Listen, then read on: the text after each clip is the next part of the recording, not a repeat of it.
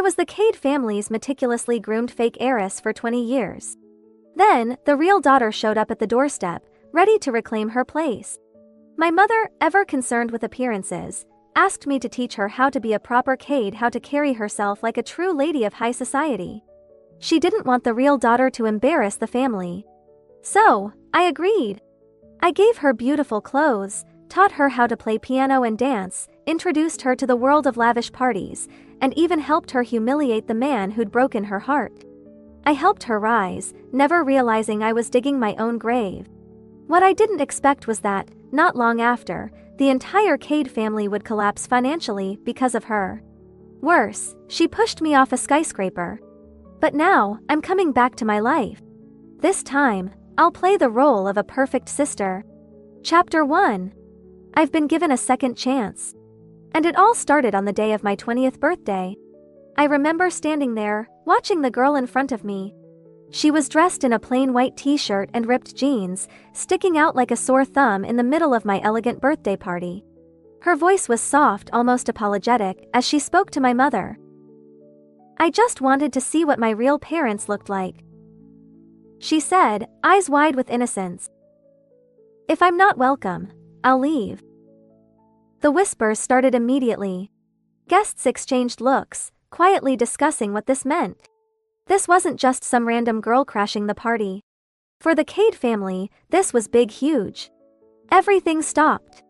Soon enough, we were all at the hospital, waiting for the DNA test results. The Cade family had always believed there was only one daughter. But now that the truth was out, there was no way they could leave their real flesh and blood out there in the world alone. It didn't take long for the results to come in. My father had paid well to ensure we got the answers quickly. And there it was, in black and white. Rowena was their biological daughter. As for me, I was the fake, the stand-in. I knew, though, that my parents wouldn't just throw me out.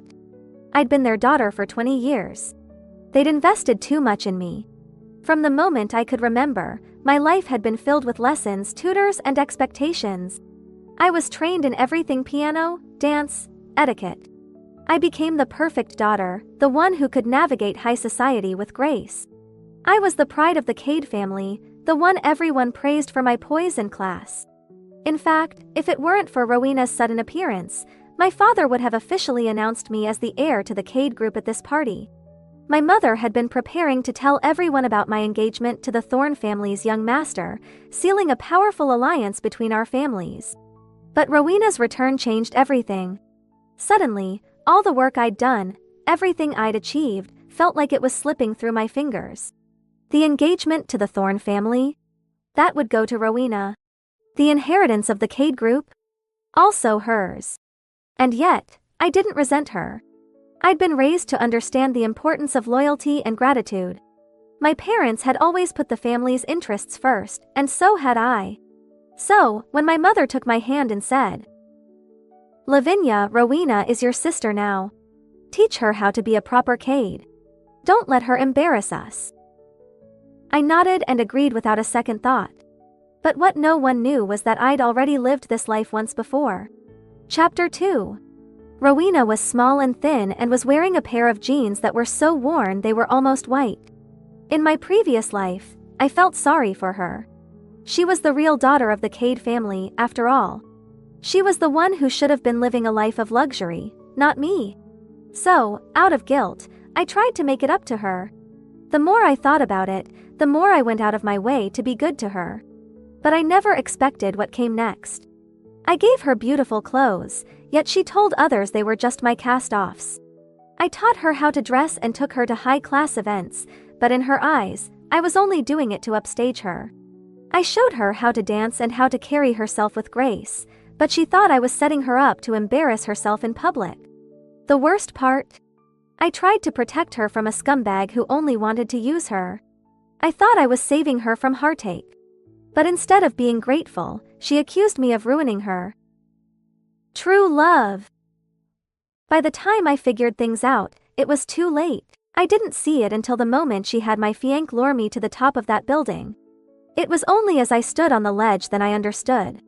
The girl who had always smiled, who had followed me around like a shadow, had hated me all along. She wanted me gone. As I fell, my last thought was, if I could go back, I wouldn't waste my time trying to help her. But it didn't end my life. I ended up in a coma instead, trapped in my own body, helpless. While I was unconscious, Rowena made sure I had the best care, private nurses, and a luxurious hospital room. But it wasn't kindness. She was simply waiting for the day I woke up so she could tell me to my face, "The Cade family is bankrupt." Thinking back to how it all ended, my heart burns with anger. But now, fate has given me another chance. This time, I'll be the perfect sister. I'll give her everything she wants, let her live in comfort, pampered and spoilt. And I'll make sure everything that's rightfully mine stays exactly where it belongs, in my hands. I snap out of my thoughts just as I hear her voice, filled with envy. "Sister, your room is so beautiful." Chapter 3. I glance at her, my expression unreadable. "Do you like it?" I ask, as casually as if we were discussing the weather. She nods quickly, looking as innocent as a little lamb. Once, I might have believed that act. "Then it's yours," I say smoothly. Her eyes light up, though she tries to hide it with false modesty. "Oh, I couldn't, sister. It's your room after all. You're our parents' real daughter. You should have the best room." That night, I moved into the room next door, the one my mother had originally prepared for Rowena. It was practically bare, just the basics. When Rowena moved into my old room, I went out of my way to have it decorated exactly to her taste. And yet, I later learned she still believed I'd stolen what was rightfully hers. Well, this time, I've given her exactly what she wanted. The next day, my mother called me into her study. "Did Rowena ask for your room?" she asked, her voice sharp. I shook my head. "No, Mom. Rowena's never had a taste of the good life. As her sister, it's only right I take care of her." I saw the pleased look on my mother's face. Of course, I knew what she was really thinking. She wasn't happy because I'd given her biological daughter the best room. She was impressed by how gracious and mature I seemed. Sure enough, the next moment, she gave me more instructions. "Rowena doesn't have much experience. You need to guide her. As a member of the Cade family, she'll need to broaden her horizons. Don't let her get caught up in short-term gains." I nodded, as obedient as ever. But this time, I had no intention of teaching her things like dancing or etiquette. I wasn't going to waste my time on that. The parties, though, she still needed to make an appearance. And soon enough, the perfect opportunity presented itself.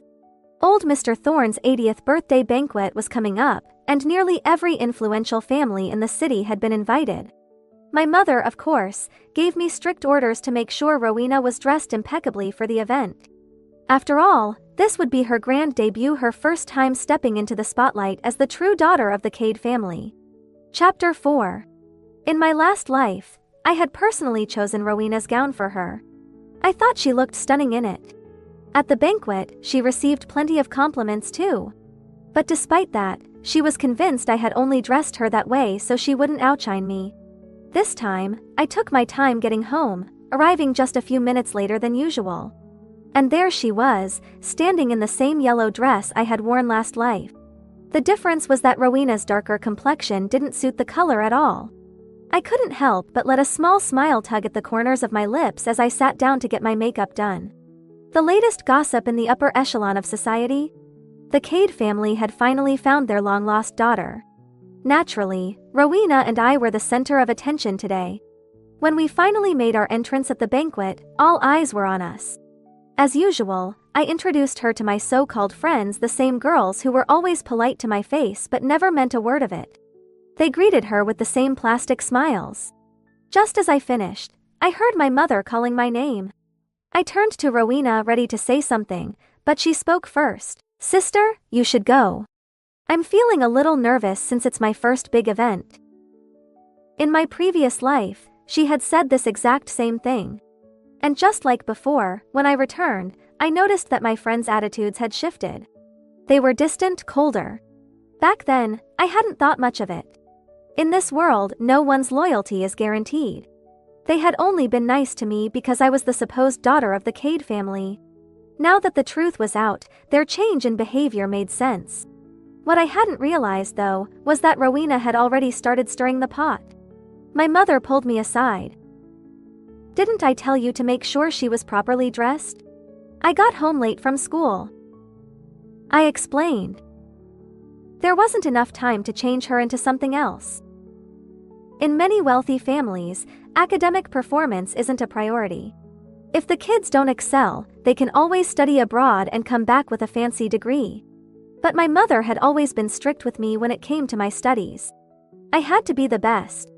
As soon as I mentioned school, she let the subject drop. But tonight, I had another goal in mind. "Mom, why don't you take Rowena to congratulate Mr. Thorne on his birthday?" I suggested, speaking up before she could say more. Chapter 5. I had other plans. I was going to break off my engagement with Lucius Thorne, the young master of the Thorne family. Sure, Lucius's mother adored me, but that affection was built on the idea that I was the Cade family's legitimate daughter. I stood by quietly, watching as my mother led Rowena over to the Thorne family to pay their respects. It didn't take long before Mrs. Thorne was holding Rowena's hand, smiling at her as if she were the most precious thing in the world. She didn't spare me a single glance. I watched, knowing full well that I had achieved at least part of what I'd set out to do. Lucius wouldn't have a choice in the matter. In families like his, marriages were business deals. His personal feelings were irrelevant. As for the rest, well, that would be sorted out after the banquet. I was feeling pretty satisfied with how things were playing out. But of course, everyone around me had their own interpretations. They all assumed the same thing. The real daughter was back, and I, the imposter, had been cast aside. I turned my head and caught a few people staring at me. Some wore expressions of curiosity, others were mocking. A few even looked like they pitied me. I almost laughed at its absurdity. But then, I thought better of it and let my smile fade, replacing it with a more appropriate look of quiet disappointment. Later, when I slipped away to use the restroom, I overheard a group of women talking just outside. "I can't believe Lavinia would do something like that. She makes herself look perfect and then dresses Rowena like, what? A monster? Well, obviously. She's afraid Rowena will take her place. As if it matters. Fake is fake. I've never liked Lavinia. She always acts so proper. My mom's obsessed with her, always telling me to be more like her. Now, look. She is a liar. Same. My mom wanted my brother to marry her. Can you believe that?" In my last life, I hadn't overheard this particular conversation. But it didn't surprise me. Back then, I spent most of the party stuck to Rowena's side, introducing her to everyone and explaining the complicated social hierarchy of the elite. Now that I thought about it, I realized that people had gossiped about me even back then. But instead of calling me a fake, they'd whispered about how I was like Rowena's pet, desperate to win her favor now that the truth of her birth had been revealed. At the time, I didn't care. I believed that the bond between Rowena and me was something no one else could understand. I brushed off their words, thinking they didn't matter. As I'd expected, by the end of the night, both families had gathered to discuss the engagement again. But when we got home, Rowena and my mother had a fight over it. Chapter 6. In my last life, Rowena only ended up with Lucius because I'd ruined her relationship with the man she truly loved. This time, I decided to stay out of it. Let her have her fun with that worthless guy. Of course, she didn't dare tell our mother she had someone else in mind. Instead, all she said was, "I just want to marry someone I love." Maybe it was because I'd always been so compliant, but to my mother, Rowena's insistence sounded like nothing but childish rebellion. What Rowena didn't get was that the Cade family didn't need a daughter who cried, whined, and threw tantrums. They needed someone who could bring value to the table, someone who could enhance the family's power and wealth. "You're back with the family now. Who you marry will be decided by us," my mother said, her voice cold and unwavering. I stood off to the side, quietly enjoying the drama without getting involved. But it didn't take long before Rowena turned the situation on me. "Well, why don't you just have her marry him?" she snapped, pointing at me. You've never cared about me before, and now you want to throw away my happiness for your stupid plans? I hate you all. With that, she burst into tears and ran off to her room, slamming the door behind her. My mother looked at me, her face flushed with anger. Look at her. Does that seem like a behavior fit for a daughter of this family? This was my moment to play the good, understanding daughter. I couldn't just agree with her, though that would only make things worse. So I walked over and gently took her arm. Mom, she's just overwhelmed. She's only been back with us for a little while, and she doesn't understand how much you and Dad sacrifice for her yet. I gave her a reassuring smile. She'll come around. Once she sees how much you've done for her, she'll realize how lucky she is. My mother frowned but eventually nodded, though I could tell she wasn't entirely convinced. She acts like that, and you expect your father and me to leave the company in her hands? She muttered, clearly still upset. Lavinia, you need to teach her. She has a lot to learn. I nodded obediently, but I had no intention of actually helping Rowena. Instead, I quietly transferred $100,000 into her account. In my last life, I'd taught her everything. I gave her all the tools she needed to climb the corporate ladder, and in the end, she used them to betray us.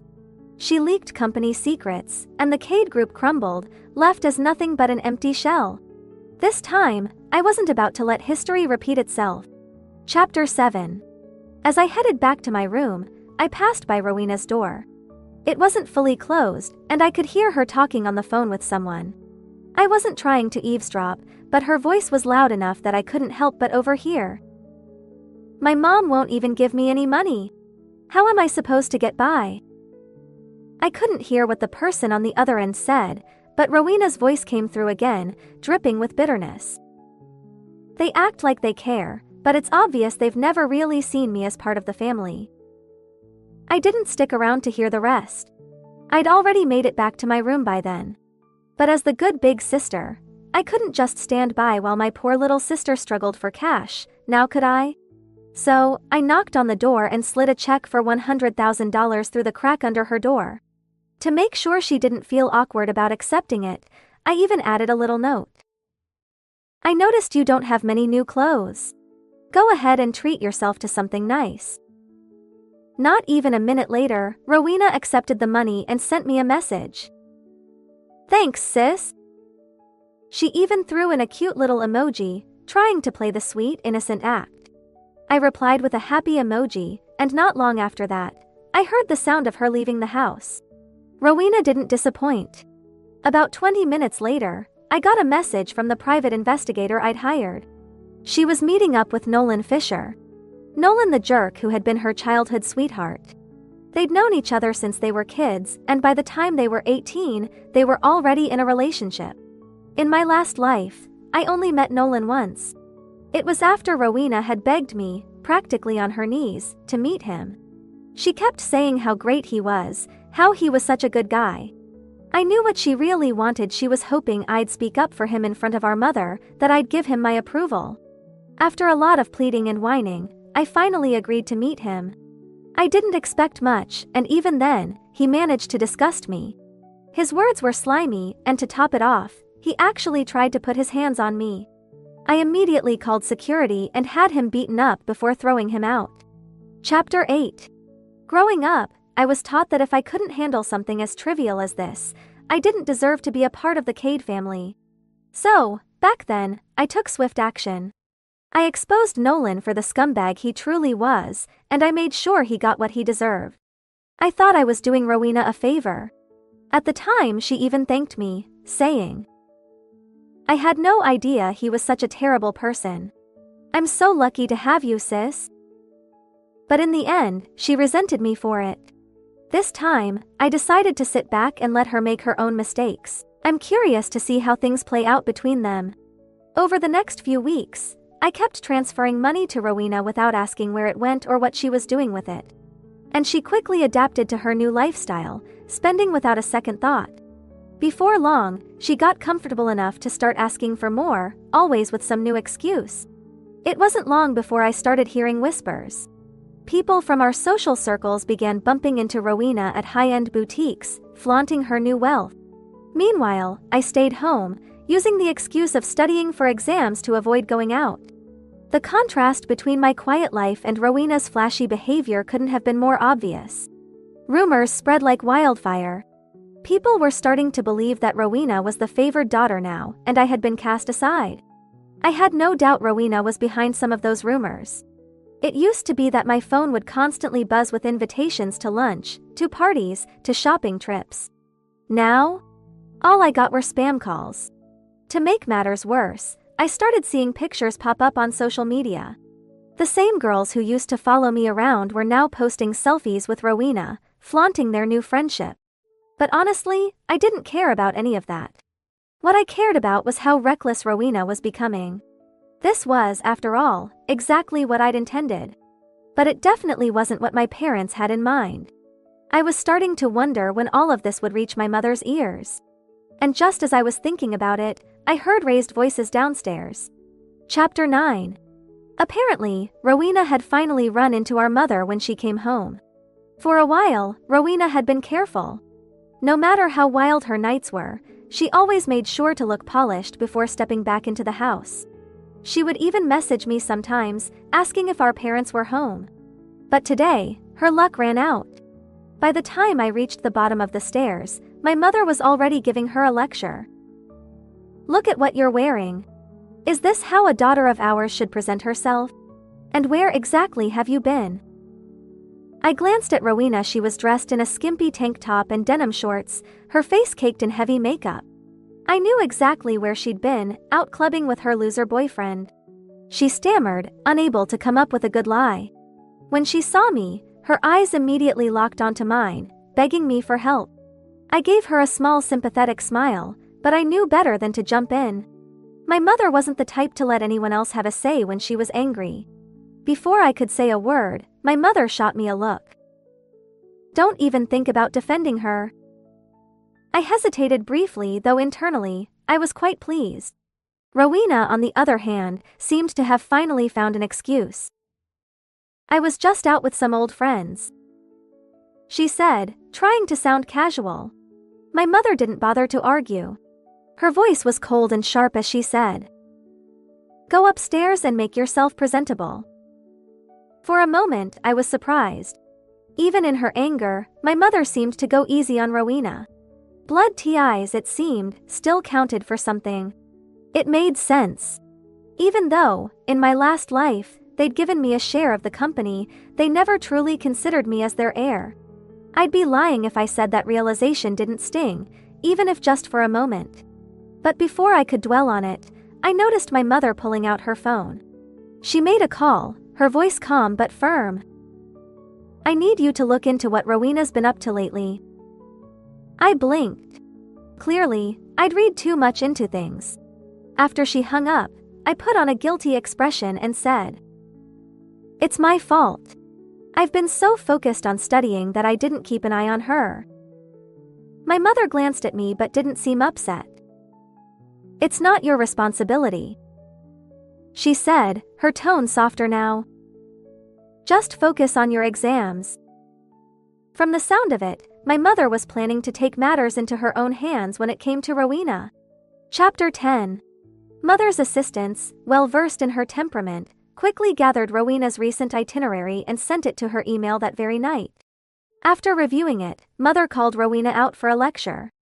In the end, Mother made a decision. "Prepare yourself. Next week, you're going abroad for school." Rowena wasn't academically gifted, and her performance in the college entrance exams was dismal, landing her in a vocational school. This decision took me by surprise because it hadn't happened in my previous life. Rowena immediately protested. "I'm not going." "Fine, then break up with that man," Mother stated coldly. Rowena stubbornly glared at her, refusing to back down. The conversation ended in a standoff, and Rowena had a meltdown in front of me, crying about how our mother didn't understand her.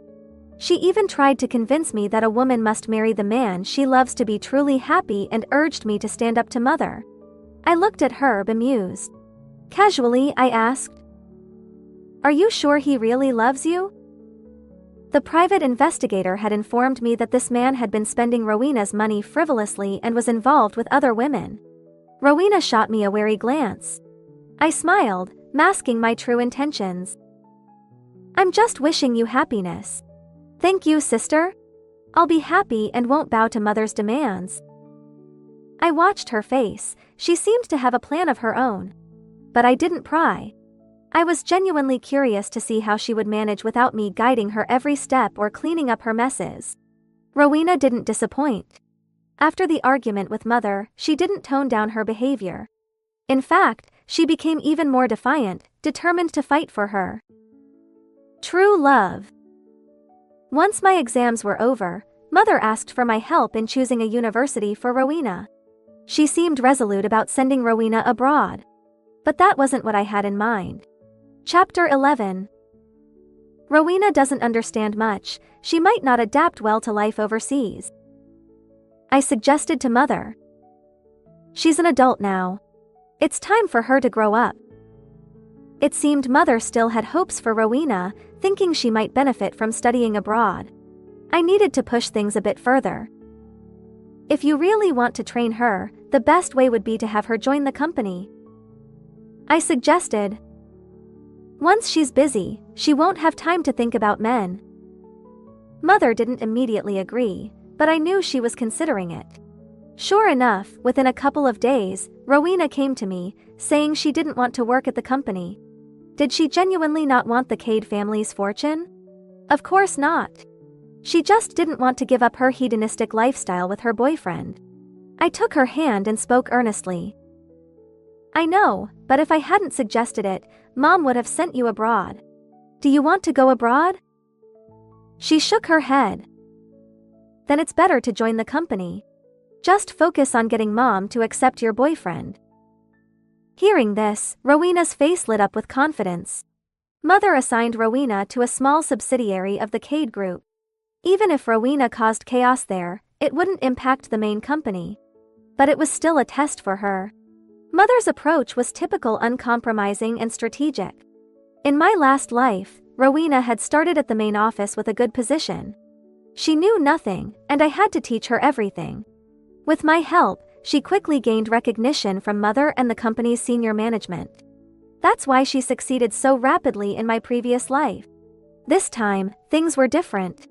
When I received the latest update, I couldn't help but laugh. Rowena never failed to meet my expectations.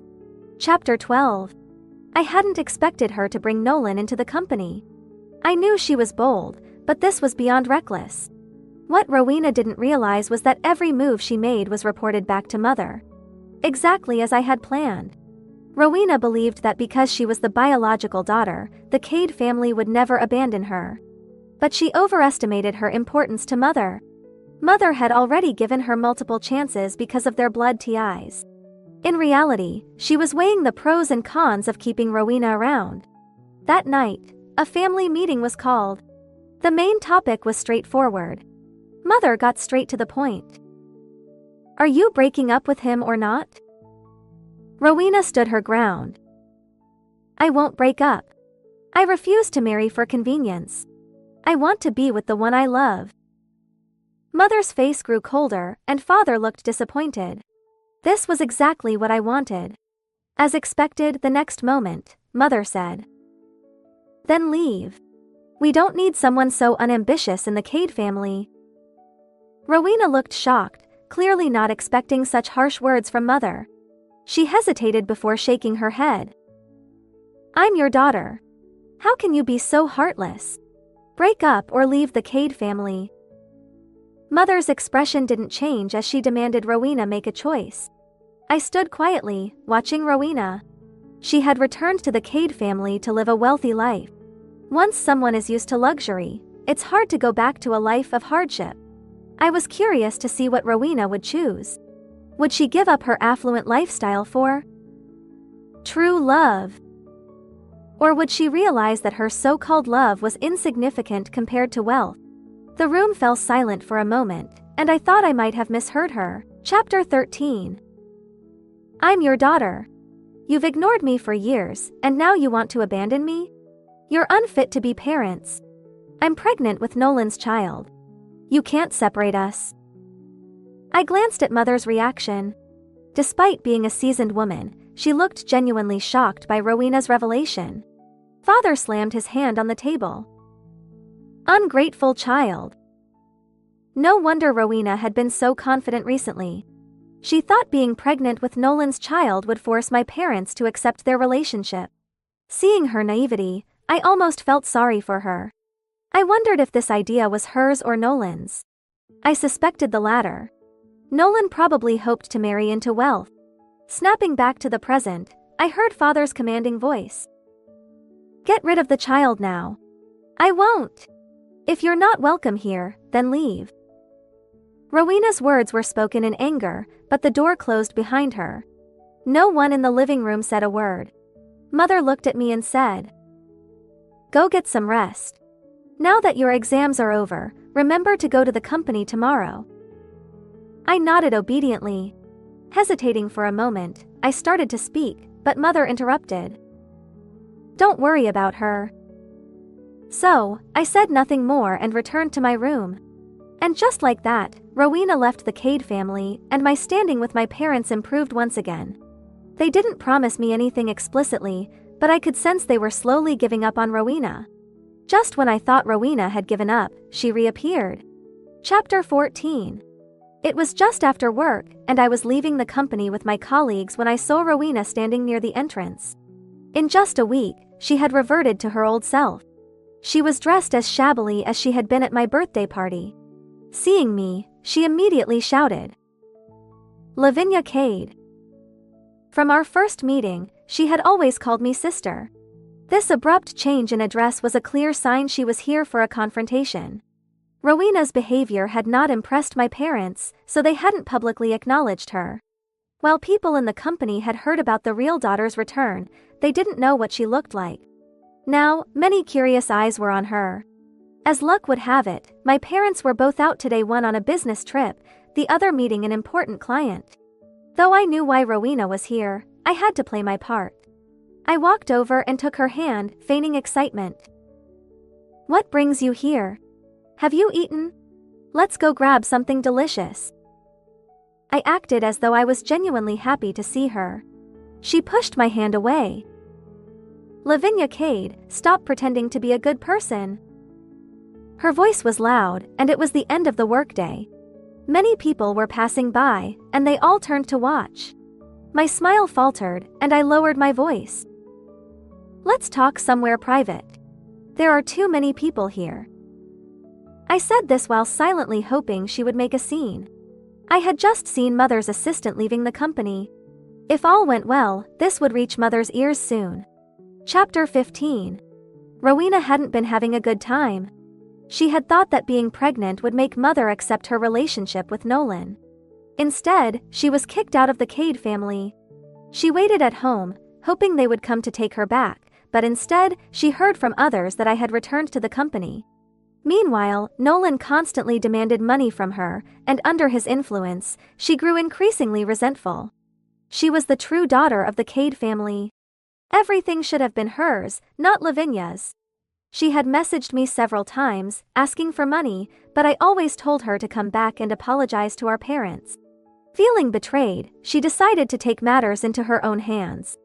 I didn't know what she was thinking, but I watched her expression change.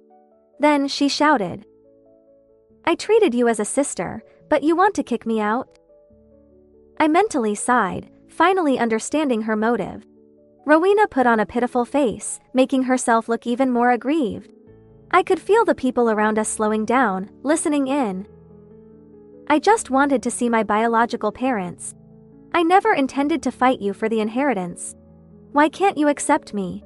Do I have to die for you to be satisfied? Tears streamed down her face, and she looked ready to end it all. More and more people gathered, including employees and passersby, whispering and pointing. Rowena's performance was stellar. I don't want anything. I just want a family. You already have one. Chapter 16.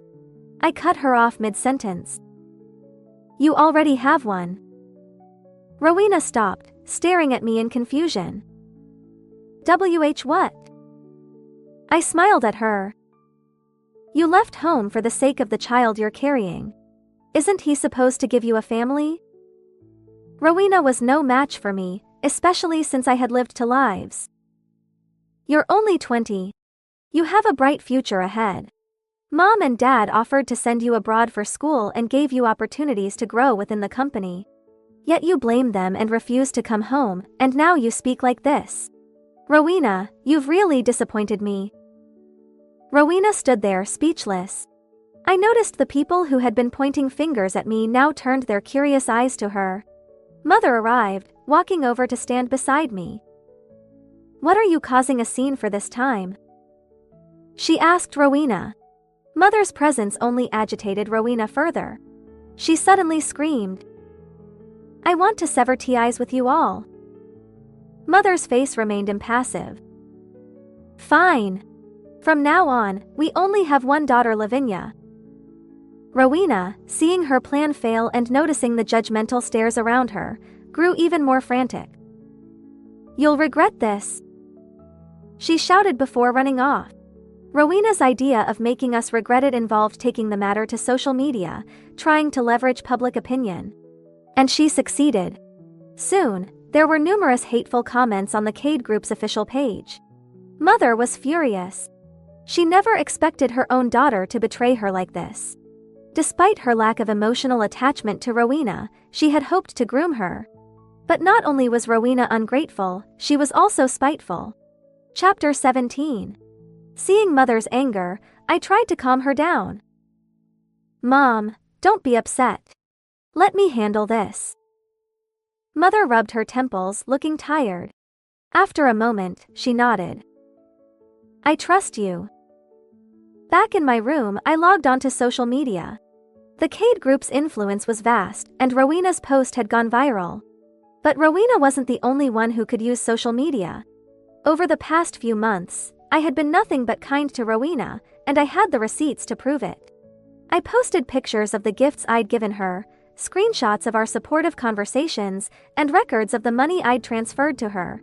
I detailed my efforts to make her feel welcome, from giving her my room to encouraging her to return home.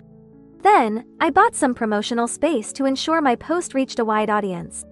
With the Cade Group's name attached, it didn't take long for people to start commenting. The narrative shifted within minutes. With a sister like that, you should count your blessings. You're ruining your own life and blaming others? Real life isn't like those fake Heiress novels. I went to school with Lavinia. She's incredibly hardworking and kind. There's no way she'd do something like that. Seriously? A real heiress getting pregnant at 20 and using it to blackmail her parents? I know Rowena's boyfriend. He's a total jerk. No wonder he suddenly had money recently. It's obvious who the troublemaker is here. Seeing the comments, I felt relieved. The focus had shifted away from the fake heiress drama. As for Rowena, I didn't care. If she kept coming after me, all I could say was, don't bring trouble upon yourself. Chapter 18. Rowena had truly brought ruin upon herself. Because of her actions, Nolan faced public backlash, and his friends distanced themselves from him.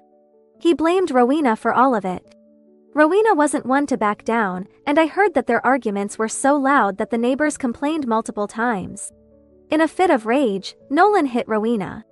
During one of their heated fights, he pushed her, causing her to fall and hit her stomach on a table, resulting in a miscarriage. Nolan was never a good person, so this behavior didn't surprise me. As for Rowena, I felt nothing. She had, after all, pushed me off a building in my previous life. Compared to that, this was nothing. Rowena tried to come back to us a few times, begging for another chance. At first, Mother refused to see her, but eventually, out of a sense of obligation, she met with Rowena and gave her some money to live on.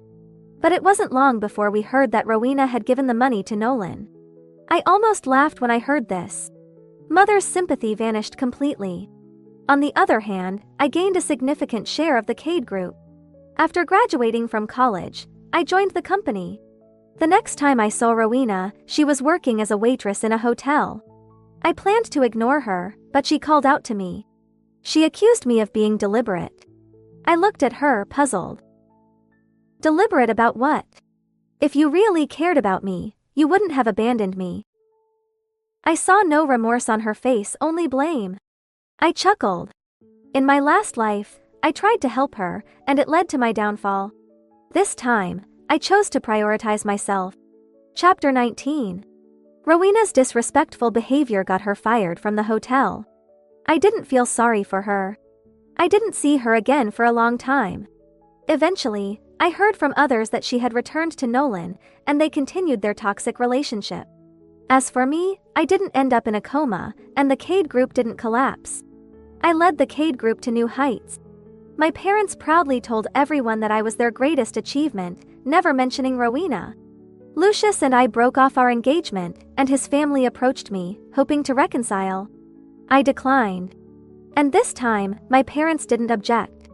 Once you reach a certain status, you go from being chosen to being the one who chooses. A woman's worth isn't defined by marriage or a man. I didn't marry but adopted a daughter to keep my parents company. As people age, they fear loneliness. But I still enjoyed my journey alone. Exploring the world, I searched for the best version of myself.